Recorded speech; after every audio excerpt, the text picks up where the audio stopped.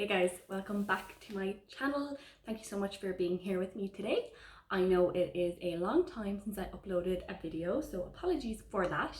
But if you are new here, welcome. Thank you so much for joining me. I really appreciate you being here today. So today I'm going to do a video that is a wrap up of all the books that I have read recently. I've kind of come back to BookTube, halfway through the month.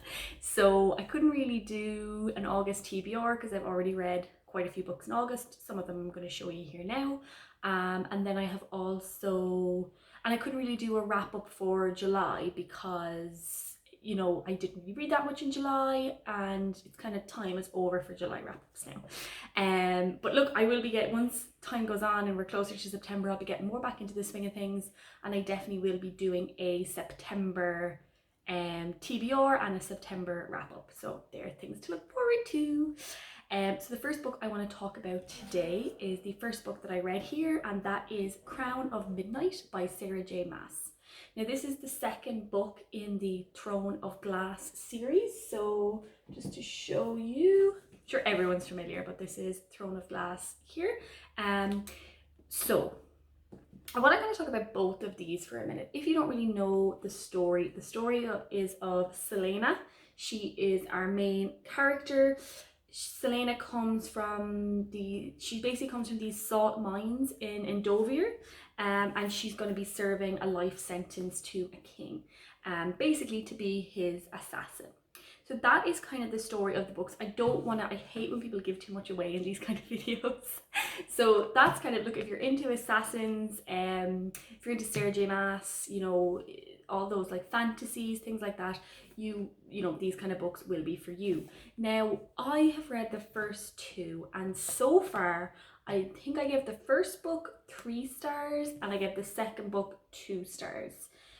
So that kind of makes it clear what my thoughts on these books are. They're definitely not my favorite. I am part of a Sarah J. Maas group on Facebook, and I posted on the page and just asked people, I've read the first 2 books. I really wasn't a fan of the first 2 books. Is it worth continuing on with these? And everyone was like, oh my god, yes, please continue on. You'll love them. They're amazing. So look, I'm going to continue on. I know there is what is it called? The Assassin's Blade, which is a novella, and it was published after the 2 of these. So, and I have it on audiobook. So I was thinking of maybe trying that next with an audiobook. Hopefully I can just kind of fly through it as well. But yeah, so far not great with these books, to be honest, but hopefully I enjoy the next one. And I know a lot of people say the third one is when the story really kicks off. So I'll do the Assassin's Apprentice, or excuse me, the Assassin's Blade. The Assassin's Apprentice is here. That's a different book. But I will do the Assassin's Blade and I'll see how I get on with that. And if I like it, I'll go ahead and do Heir of Fire, which I do have Heir of Fire as well, I believe. Yeah, so I'll do Heir of Fire and Queen of Shadows, and whichever one is next, I'll go ahead and do those. So yeah, that's the first one. So next we have The Hero of Ages, which is the 3rd book in the Mistborn trilogy by Brandon Sanderson. Now I say trilogy, but there is 2 trilogies in this series, I believe, but this is the first trilogy. So these are quite hefty books. This one has about 750 pages in it. After I read the first book in this series, I don't have it here, but after I read the first book in this series, I gave it 5 stars. I absolutely loved it. I thought it was so good. Second book, again, was another 5-star read for me. I loved it. And controversially, this book is a 4-star read for me. And I know people just, now 4 stars, is still really high, to be honest. Like, as you saw, the last 2 books I gave 2 stars and 3 stars, and I'm still actually thinking about continuing those books. So 4 stars is still a very high rating for me. I kind of go in between 4 and 4.5 stars, but I think 4 stars is where I'm going to go. The reason I can't say anything about this book because it's the third book in a series, so I can't say anything about what this is about. But if you haven't read Mistborn, basically the first book, it sets us up. Basically it's the years ago the bad guy won the war, basically, the Lord Ruler, and he is now in control. Everyone, you know, there's a lot of people who live in misery. There is these mists in the world that come down every night, and everything is quite dark. And we do have nobility who live a higher life, and you know, they're part of the Lord Ruler's kind of circle, but most people, we call them Ska, are very much very poor. They have very little food to eat, and they work extremely hard all the time.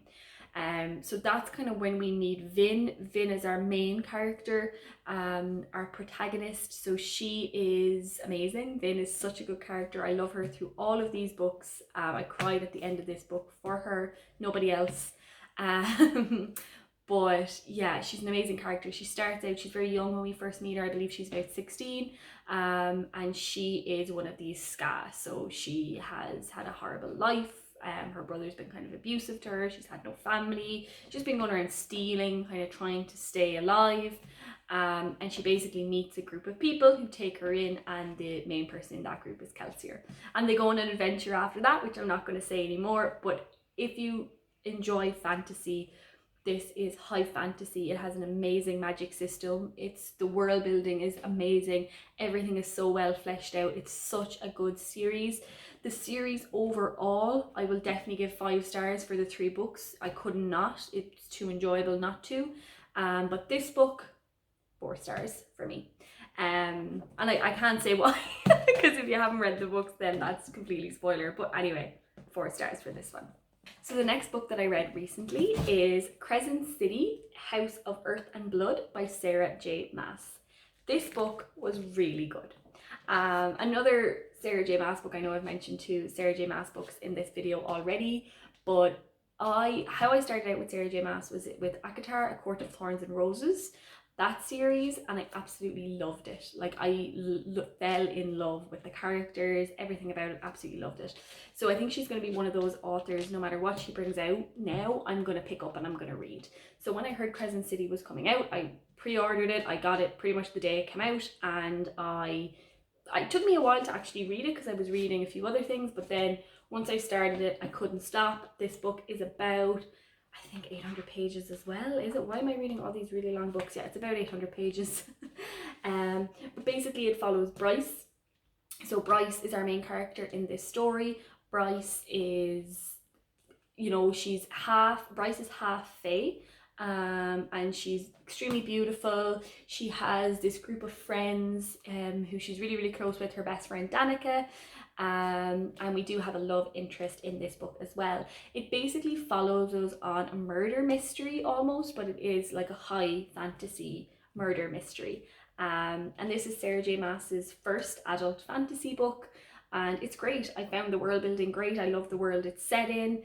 Our love interest Hunt is definitely a really good character. I really, really like him. And yeah, it's great. I would highly recommend this book. I really enjoyed it. I believe I gave it 4.5 stars on Goodreads. Now, the reason I gave it 4.5 stars is there was a few points in this book. So there's one particular word she uses in the book, and it's not spoiler to tell you. The word is alpha hole. I'll pause for dramatic effect there. So I did not enjoy the use of that word in this book. I found it cheapened scenes when the Bryce says it mainly. It cheapened scenes when she said it, and yeah, it just that's one of the reasons it actually got knocked down 0.5 star for me. And also near the end of the book, obviously, like every book, we reach kind of a climax near the end of the book, and something happens after that climax again, which just feels wrong to me. You know, it happened. That's kind of what happens in this book. There is times where there's scenes and they just don't feel right, and they don't feel like they fit in. But I still loved this book, loved this story. It was so amazing. I highly recommend it. My favorite character in this book is Labaha. She's this tiny little fire sprite, and she's amazing. So read the book for her, if nothing else, to be honest. So the next book that we have that I read recently is Call Me By Your Name by Andre Aciman. I was always calling him Akiman, I think. Asiman is, I believe, is how you say his name. Anyway, I'm sure he's not watching this video, so he's not going to mind how I say his name. But Call Me By Your Name, I'm sure so many people have heard of Call Me By Your Name. I'm sure so many of you watching this have read it, but this was my first time reading it recently. It's quite short. It has under 250 pages, so I read it quite quickly. I believe I read it in a day, 2.5 days. Yeah, because then I went straight into another book. So it was about 2.5 days that I read this in, and I loved it. It was the kind of book where I know so many people cry when they read this book. I didn't cry. I have a heart of stone, I know. But basically, this book follows Elio, who is our main character. I'm so bad with names that I have to look at the back to see who the main character in the book is. So Elio is our main character in this book, and our other main character is Oliver. But we follow everything from Elio's perspective. So Elio is 17, he's Italian, and he lives in B, which is this place in Italy where he lives. Every year his parents take in like academics, so not necessarily students.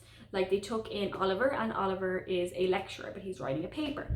So he's in Italy to write his paper, and they take him in for the summer to help him out.